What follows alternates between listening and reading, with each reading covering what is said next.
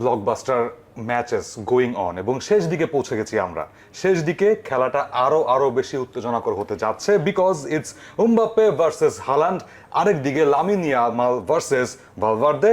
এবং সবার ওপরে তো জানি যে এই ম্যাচ যত যাবে তত বেশি আরো উত্তেজনা বাড়বে এবং তার পাশাপাশি আর্জেন্টাইনদের এই বিশ্বকাপে অনেক অনেক বেশি আধিপত্যবাদ। কেন, সবকিছু নিয়ে কথা বলবো আজকে শুধুমাত্র ডি বক্সে। শুরু করার আগে অবশ্যই আপনাদেরকে স্বাগত জানাচ্ছি বলবীর প্রান্তর এবং আমার সাথে আছে আহমেদ দিন পারভেজ। ইয়েস, আমরা আজকে আপনাদের সাথে আছি সব বরাবরের মতো ডিবক্স, যেটা আপনারা দেখতে পান চ্যানেল আই এর পর্দায়, তারপর ওটিটি স্ক্রিন, সেটা হচ্ছে আই স্ক্রিন, এবং তার পাশাপাশি রেডিও ভূমিতেও আমাদেরকে শুনতে পারেন। সো যেটা বলছিলাম যে উত্তেজনা ধীরে ধীরে বাড়ছে এবং আমরা একদম বিজনেস এন্ডে পৌঁছে যাচ্ছি এই গ্রুপ স্টেজের। এবং এর চাইতে ভালো দুটো ম্যাচ আই গেস আজকে আর হতে পারে না যে এই পারটটাকে আরেকটু উপরে নিয়ে যাওয়ার জন্য।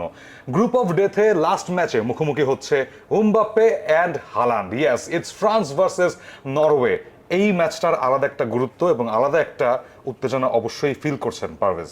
হাই প্রোফাইল গেম, এবং আমরা সবসময় যেটা চিন্তা করি যে নেইমার, মেসি, রোনালদো তাদের পরবর্তী যুগে কারা বিশ্ব ফুটবল শাসন করবেন, সেই জায়গাটায় ডেফিনেটলি কিলিয়ান এমবাপ্পে আছেন, আর্লিং হালান্ড আছেন, দুজনই একে অপরের মুখোমুখি হচ্ছেন আজকে। পরবর্তী আরেকটা ম্যাচে লামিন ইয়ামালও আছেন। সুতরাং ওই তিন উত্তরসূরি আজ একই রাতে ভোরে সকালে মিলেমিশে খেলবেন এবং বাংলাদেশের যত ফুটবল সমর্থক আছেন, বিশ্ব ফুটবল সমর্থক আছেন, সবাইকে নিশ্চয়ই তারা এন্টারটেইন করবেন। এই ম্যাচের আসলে পয়েন্টসের হিসেবে কিন্তু খুব একটা বেশি মাহাত্ম্য নেই, কারণ ইতিমধ্যেই ফ্রান্স এবং নরওয়ে দুজনই কোয়ালিফাই করে গেছে তারা রাউন্ড অফ 32 জন্য। রাইট, 6টা করে পয়েন্ট দুই টিমেরই আছে, গোলস গ্যালোর দুই টিমই দিয়েছে।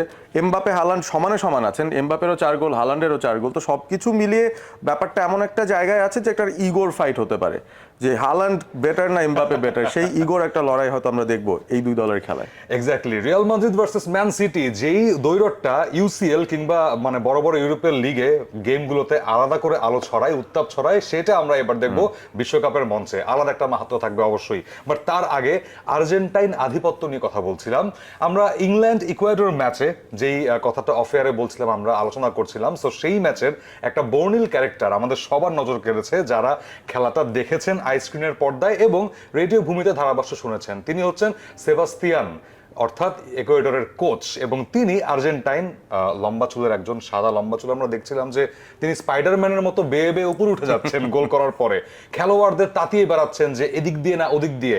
সো এই কোচ বাদেও কিন্তু এই ওয়ার্ল্ড কাপে আরো 4 থেকে 5 জন আর্জেন্টাইন কোচ আছে বিভিন্ন দলের দায়িত্বে। আমরা লরেন্সোর কথা বলতে পারি, সেখানে কলম্বিয়ান কোচ, সেখানে মরিসিও পাচেত্তিনের কথা বলতে পারি, ইউএস এর কোচ, তিনি প্যারাগুয়ের কোচ, তিনিও উরুগুয়ের কোচ, ইনফ্যাক্ট বিয়েলসা, আজকে যার ম্যাচ উরুগুয়ে স্পেন। সো এই যে আর্জেন্টাইন আধিপত্যবাদ, মানে ব্রাজিল সমর্থক হয়েও বুকে পাথর বেঁধে আর্জেন্টাইন সমর্থকদের জিজ্ঞেস করতে হচ্ছে, কিভাবে দেখছেন? আমি দেখছি যে আর্জেন্টিনার আসলে যে সাফল্য, সেটা শুধুমাত্র মাঠের সাফল্য নয়, তাদের যে কোচিং স্টাফ আছেন, তাদের যে ট্যাকটিক্যাল মাস্টার মাইন্ডস আছেন, তারাও কিন্তু সবচেয়ে বড় বড় চাকরিগুলোয় ল্যান্ড করছেন। এবং আমরা যে হিসেবটা করছিলাম, যেখানে আমরা দেখলাম যে সব মিলিয়ে 6 জন আর্জেন্টাইন হেড কোচ আছেন, ইনক্লুডিং স্ক্যালোনি 6 জন আছেন, এবং বাদবাকি যে দেশগুলো আছে ইউএসএ বাদে বাদবাকি কিন্তু সব ল্যাটিন দেশেরই head coach Argentine, Paraguay, Ecuador, Colombia, Uruguay. এবং সেখানে আবার সবার গুরু ওই মার্সেলো বিয়েলসাও আছেন, যিনি কিনা উরুগুয়ের হেড কোচ। তো বলাই যেতে পারে আর্জেন্টাইন ট্যাকটিশিয়ানরা এখন রাজ করছেন ইন্টারন্যাশনাল ফুটবলের হিসেবে যদি বলি। এবং আর্জেন্টিনার স্ক্যালোনির যে সাফল্য, সেটাকেই আসলে মূল মন্ত্র ধরে অন্যান্য ল্যাটিন দেশরা ভাবছে যে আমরাও একজন আর্জেন্টাইনকে নিয়োগ দিলে হয়তো ভাগ্য আমাদের পক্ষে যাবে। তবে সব দলে তো আর মেসি নেই। ইয়েস, সব দলে আর মেসি নেই। এবার সেই মেসির উত্তরসূরি লামিন ইয়ামাল কিন্তু আছেন স্পেন দলে, যাকে বলা হয় ভবিষ্যতের পোস্টার বয় বা ভবিষ্যতের Messi.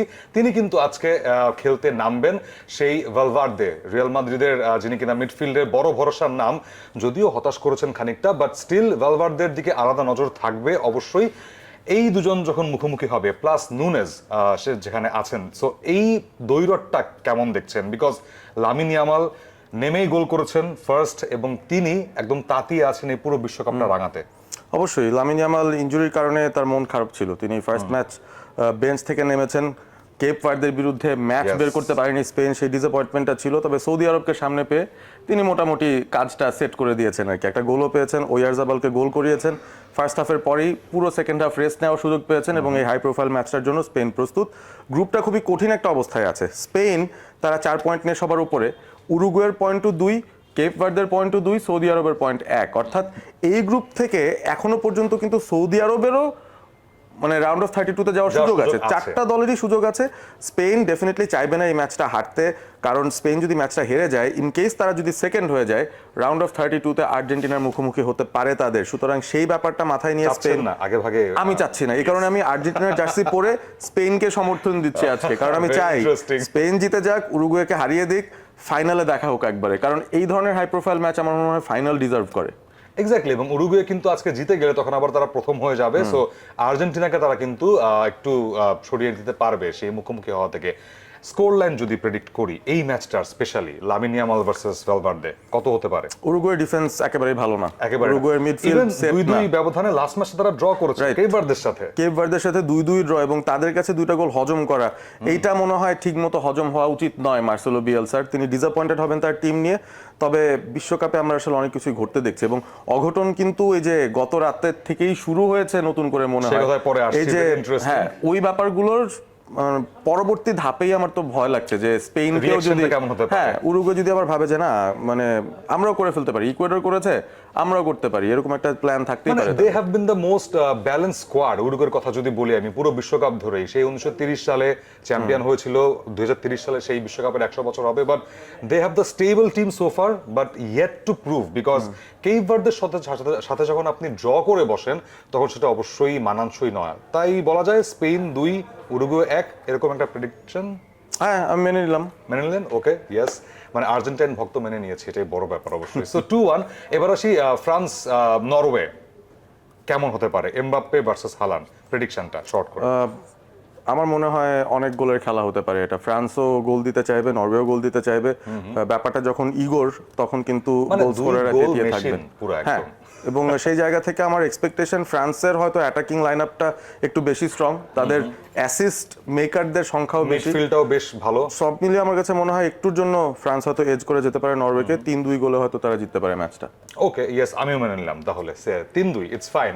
So last of all আমরা যেই ম্যাচটা নিয়ে কথা বলতে চাই, এই যে একটু আগে আমরা বলছিলাম যে অঘটন ঘটে যাচ্ছে এই বিশ্বকাপে, কেপ ভার্দে ভালো করছে, কুরাসাও 7টা গোল খাওয়ার পরেও that's a different story, but তারপরেও তারা সেই কারেজটা দেখিয়েছে অবশ্যই।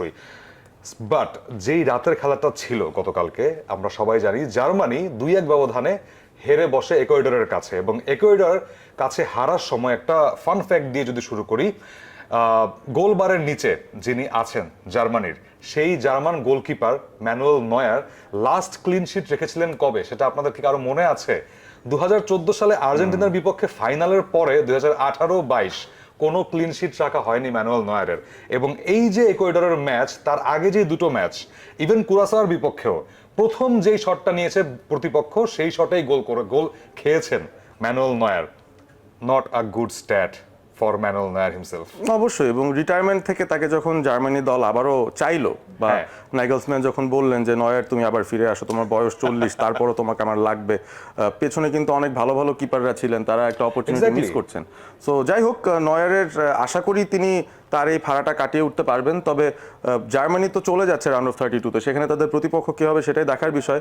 ইকুয়েডরের জন্য আসলে আমার খুব ভালো লেগেছে, কারণ তারা গত ওয়ার্ল্ড কাপেও খুব ভালো পারফরমেন্স দিয়েও গ্রুপ পর্ব পেরিয়ে যেতে পারেনি, এবং এবার যেহেতু তারা পার করতে পেরেছে অনেক বছর পর, আই কান্ট রিকল এক্স্যাক্টলি কত বছর পর, কিন্তু Yes. তাদের সরকারি একটা একদিনের ছুটিও ঘোষণা করা হয়েছে এই উপলক্ষে, যে তারা কোয়ালিফাই করেছে রাউন্ড অফ 32-তে। Right, so it's a huge thing for Ecuador. এবং ইকুয়েডরের কোচ, যেটা বলছিলাম আর্জেন্টাইন কোচ সেবাস্তিয়ান, তিনি বলেছিলেন যে এই ম্যাচ না জিতলে, ইকুয়েডরকে পরের রাউন্ডে না নিতে পারলে তিনি চাকরি ছেড়ে দিবেন। এবং ফাইনালি, এবং এই জন্যই তার উচ্ছ্বাসটা তো বেশি ছিল, আমরা দেখেছি যে তিনি স্পাইডারম্যানের মতো উঠে চলে যাচ্ছেন সেই বন্ধু বান্ধবদের সাথে খুশি ভাগাভাগি করতে।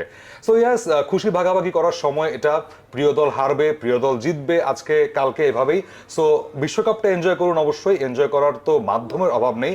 আইস্ক্রিনের পর্দায় বিশ্বকাপ দেখতে পারবেন, রেডিও ভূমির ইথার তরঙ্গে আমাদেরকে শুনতে পাবেন বাংলা ধারাভাষ্যে, এবং চ্যানেল আইতে এই ডি বক্স দেখতে অবশ্যই ভুলবেন না।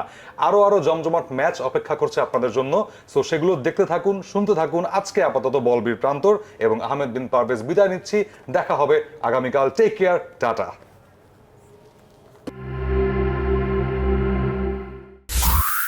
রেডিও ভূমি 92.8 FM।